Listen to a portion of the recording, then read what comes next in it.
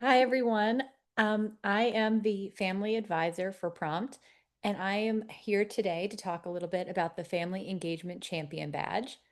This is the newest addition to our STAR certificates that the hospitals will currently earn. Some of you heard about this at the mid-initiative meeting, but I'm just going to go over it a little bit more. And I'm always available via email or phone call if you want to talk individually. So, as a patient advocate and postpartum preeclampsia survivor, I feel that patient family perspectives are imperative in improving patient outcomes and also to improve patient satisfaction. In my personal experience and also the experiences of other patients that I speak to, it can help reduce PTSD and medical distrust in patients. In addition to my albeit partial opinion about the importance of family voices, if your hospital needs more evidence to help them to decide to implement patient advisors and PFACs, evidence shows that partnering with patients and family advisors improves communication, care coordination, and overall hospital experience. With the Institute for Healthcare Improvement describing patient experience as including both care quality and patient satisfaction, suggesting that these features are interrelated. An article in the AMA Journal of Ethics states that patients' perceptions of their care are reflections of the doctor patient relationship and include holistic aspects of healing and emotional well being, but also that patient experience scores may also have an association with more objective clinical quality measure scores, possibly because happy patients follow clinical guidelines better and tend to attend appointments more, or possibly because hospitals that value patient satisfaction also have stronger teamwork, organizational leadership, and commitment to improvement generally. So, about our badge, recruitment and onboarding is our first little area that we're going to talk about. We'd like you to designate hospital team members as family liaisons.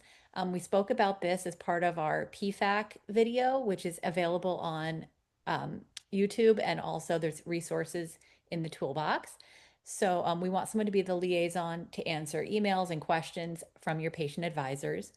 Then also have a patient advisor from the community, not a hospital employee from the OBGYN or NICU, so that they're not biased towards or against the organization, and they can give opinions without having too much worry that their friends are going to be maybe um, impacted by it too much. Provide a clear role description for the advisors, outlining goals, expectations, meeting format. Again, we have tools on the website to help, but generally just let them know what you expect from them, what they're going to have to be doing, and how much time is needed. Complete an orientation, including QI initiative overview. So talk to your advisors and whatever initiative you're working on. This is prompt, but I mean, whatever, it would work for any of them. So give them a little overview of what's happening there. And then also share findings and provide patient feedback to hospital leadership. So share findings not only with your advisor, but also with the leadership so that change can be made. Just gathering information but not giving it to anyone doesn't create a lot of change. And then the advisors are not going to feel that their job is worthwhile. Then we have family advisor engagement. Invite and support the family advisor to join at least 3 meetings per year.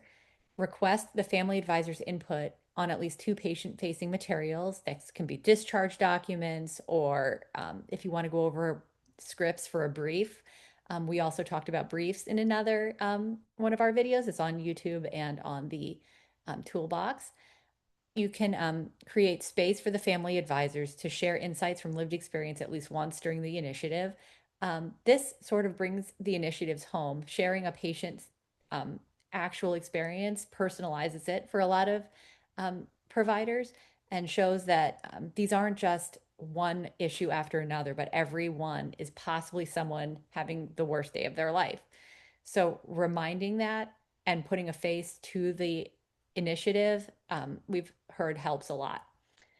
We would like to ensure that the family advisor is formally acknowledged for their contributions. You can thank them verbally, give them certificates, include them in reports, stipends.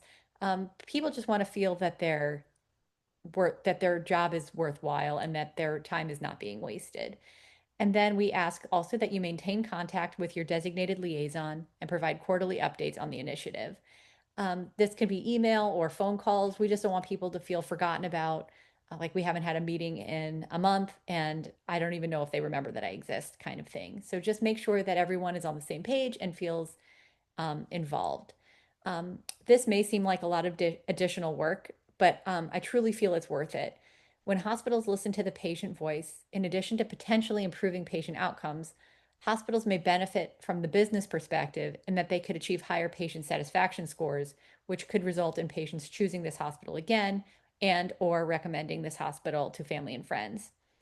Evidence shows that satisfaction with care may drive patient volume more than technical acumen alone. So patient satisfaction is not something to ignore, and it does seem like a win for everyone. I hope that all of the hospitals and all of the initiatives work to earn the Family Engagement Champion badge, and I'm always available to work with you towards reaching this goal. Thank you all for listening.